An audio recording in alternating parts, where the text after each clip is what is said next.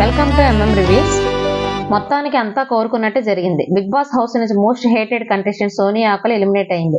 ఆమె ఎలిమినేషన్ వార్త ముందే బయటికి వచ్చేయడంతో అసలు ఆమె ఎలిమినేట్ అయిన తర్వాత రియాక్షన్ ఏమిటి, ఎవరి గురించి ఆమె ఏం మాట్లాడింది, సోనియా ఎలిమినేషన్ అయినాక చిన్నోడు పెద్దోడు స్పందన ఏంటి అనే దాని గురించి అంతా ఆసక్తిగా ఎదురు చూశారు. ఇక ఎలిమినేట్ అయ్యి స్టేజ్ మీదకి వచ్చిన సోనియా పెద్దగా ఫీల్ అవ్వలేదు, కానీ ఆ ఎలిమినేషన్ ముందే ఊహించాను అని అన్నది సోనియా. సోనియా స్టేజ్ మీదకి వచ్చిన తర్వాత జర్నీ వీడియోని చూపిస్తారు నాగార్జున. అనంతరం beautiful journey Sonia, happy moments, sad moments అన్ని ఉన్నాయని అన్నారు. గుడ్ వన్ సార్ అంటుంది సోనియా. గుడ్ వన్ ఏంటి, కొంచెం షాక్ లో ఉన్నావా అన్నారు నాగార్జున. మార్నింగ్ నుంచి బయటికి రావడానికి సిద్ధంగానే ఉన్నాను. నేను ఒంటరిని అయిపోయాను. నేను కాలేజీలో కూడా అంతే, నన్ను అంతగా ఇష్టపడరు, కానీ నేను మారను. ఉన్నది ఉన్నట్టు చెప్తాను. తప్పు అయితే తప్పు, ఒప్పు అయితే ఒప్పు చెప్తానంటే సోనియా చెప్తూ ఉంటే, అది చాలా మందికి నచ్చదు అంటారు నాగార్జున.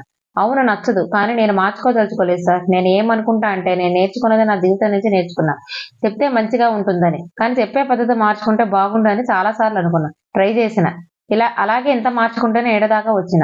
నేను లాస్ట్ వీక్ ఎగ్ గేమ్ ఆడినప్పుడు నేను చాలా ఆలోచించిన సార్. ఫిజికల్ అవ్వడానికి చాలా ఆలోచించాను. ఎందుకంటే నేను ఎప్పుడు డాన్స్ తో ఆటలు అంత లేదు నాకు. కరాటే సెల్ఫ్ డిఫెన్స్ కోసం నేర్చుకున్నాను అని చెప్పింది.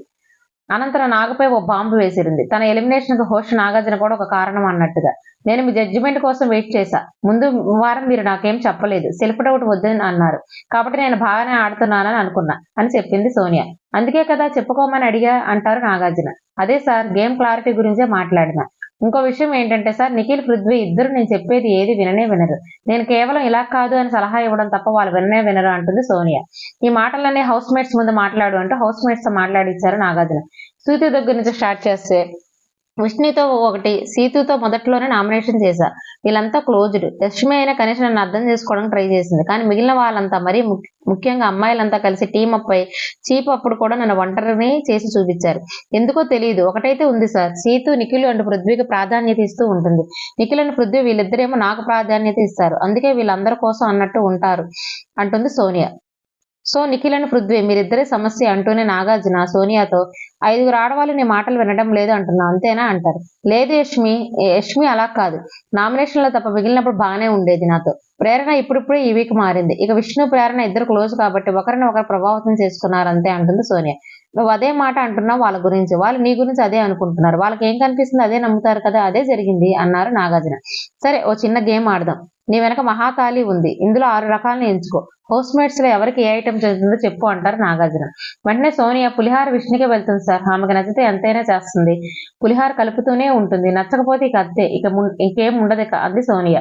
విష్ణు ఫోటోను పులిహారపై పెడుతూ, కాకరకాయ వేపుడు సీతు సార్, చేదు టక్ టక్మని మాట్లాడేస్తుంది అని, తర్వాత ఇక మాట్లాడనీక అంతే ఇక అంటుంది, చేదుగా అంతే ఉంటుంది అని చిరుకలు వేసింది సోనియా.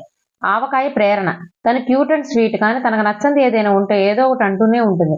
నబీల్ రోటీలాగే సాఫ్ట్ గానే ఉంటాడు, పైకి అలా కనిపిస్తాడు కానీ మంచివాడు. కేవలం నామినేషన్స్ లోనే అలా ఉంటాడు, కానీ తను చాలా సాఫ్ట్ సార్ అంటుంది సోనియా. పాయసం పృథ్వీ, తనను అంతా ఇష్టపడుతుంటారు. అలాగే నిఖిల్ అన్నం లెక్క, అన్నం లేకపోతే ఏమీ లేదు, అంటే అక్కడ నువ్వు లేకపోతే ఏ మ్యాటర్ లేదా ఆడ. యష్మి చాలా టఫ్ గా ఉండడానికి ట్రై చేస్తుంది, కానీ తన గేమ్ నైస్ అండ్ ఎమోషనల్.